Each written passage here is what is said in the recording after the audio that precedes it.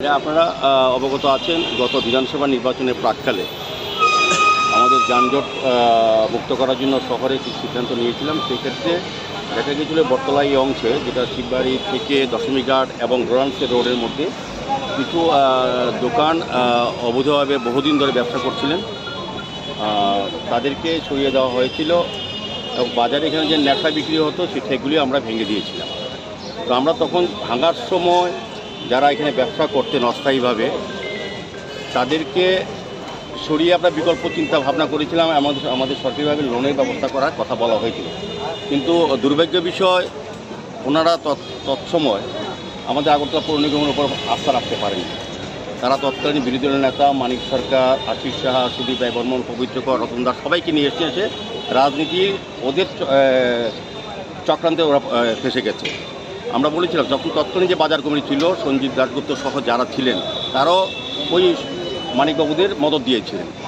তখন তারা সত্যিকারে যারা প্রাপ্য বা যাদের দোকান ছিল তাদেরকে আমার দেওয়ার মানসিকতা ছিল। যে কোনো কারণে বাজার বন্টন করেছে, অনেক নাটক, অনেক রাজনীতি করা হয়েছিল।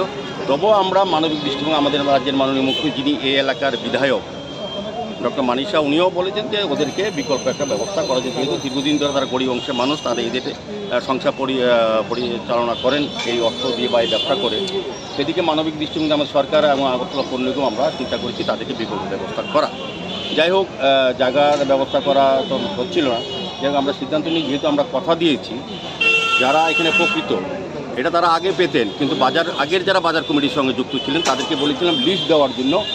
তারা এখানে আমরা প্রকৃত অর্থে 18 জন ব্যবসায়ী আছে, ক্ষুদ্র ব্যবসায়ী, যাদেরকে আমরা ব্যবস্থা করব। কিন্তু তখন দেখা গিয়েছিল 28 জনের লিস্ট দেওয়া হয়েছে, 10 জন লোক বাকি ঢুকিয়ে দিয়েছিল। সেই কারণে আমরা লিস্টটা পুরো বাতিল করেছি, আমাদের নিজেরা সার্ভে করেছি এবং তাদের সঙ্গে সম্যকভাবে আমরা কথা বলেছি। সেই 18 জনকে এখন বিকল্প ব্যবস্থা হিসেবে এই জায়গাতে ব্যবস্থা করা হবে। আস্তে আস্তে কাজ হবে, নির্বাচনের পরে তারা হয়তো ঘর পেয়ে যাবেন। আমরাই তৈরি করে দেবো একটা মাপ দিয়ে, নির্দিষ্ট মাপ থাকবে।